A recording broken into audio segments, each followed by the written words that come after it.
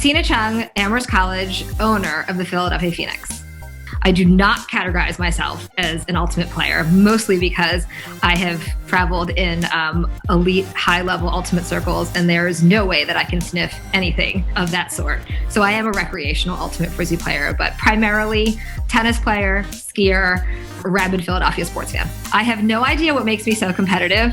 I think it's partially my genetics. I think competition is in my nature. Growing up an Asian female in the 1970s and 80s with this kind of competitive drive only serves to feed the competitive drive.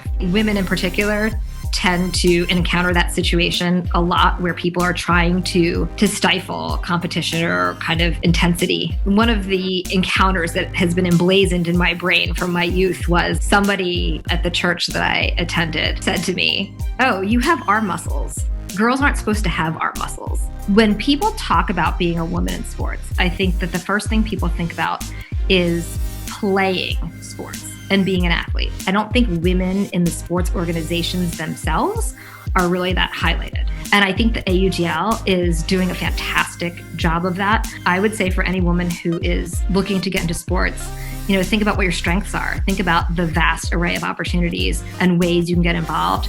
You need to align yourselves with the people who you know are confident, who are going to not only give you opportunities, but mentor you and give you the tools to succeed. I think it's very important to identify those opportunities and capitalize on them. Don't be scared.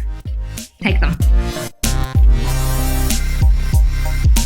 My husband, Jeff George, who's the one who introduced me to the sport, he somehow ended up serendipitously on a rec league team with Mike Arcata, who obviously has been an AUDL stalwart. One day, it was actually after Whiff Diff Grandmasters, I think. We were driving home after having been stuck in Canada, and Jeff looked at me and said, "Our team's getting together and throwing the disc. Can you drop me off?" And I said, "We've been trying to get back to America for 4 days, but you want to go play Frisbee? Okay, that's fine." So I dropped him off at his rec league, and he comes home and he says, "Mike says that there's an opportunity for us to get involved with the Phoenix." Mike came over, sat in our kitchen, talked about what was happening with the AUDL and the Phoenix, and one thing led to another, had some phone calls with Steve and Rob, and we said, let's go for it.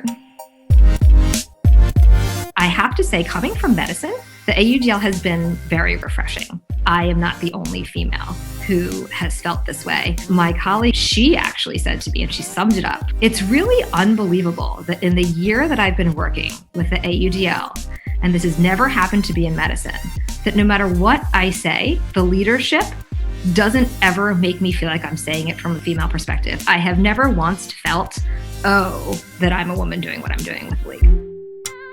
Even the first time I heard about professional ultimate, I thought to myself, I said, hold up here. I was like, it's a great sport, it's a great game, it has great ideals, inexpensive to play. I don't really see any people of color playing it. There's something about opportunity and the lack thereof that I feel very strongly about. Ty Simpson from the DC Breeze and I put together kind of a presentation about what we saw being created, what its missions were, what its objectives were, and we presented it to the owners at the 2019 owners meeting. And that's kind of where the AII was born. We thought about how we wanted it to be created, who we wanted to participate, and we really wanted representation from everybody, owners, coaches, GMs, players. Now we have a really great group, about 25 members of the AUDL working on all sorts of initiatives. I hope that the people who are interested in watching this video has been following some of the AII newsletters and some of the great work that's coming out of the group.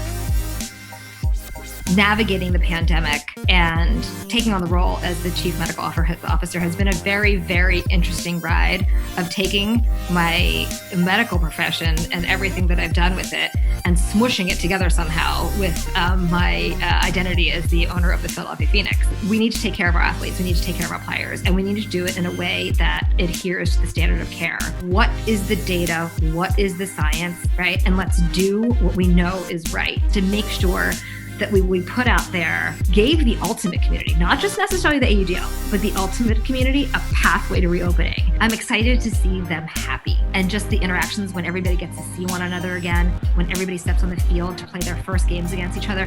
You know that when you see their smiles and you see like the handshakes and all this stuff, you know that there's just like that extra special. There's just something like the special is just kicked up a notch because it's just been so long.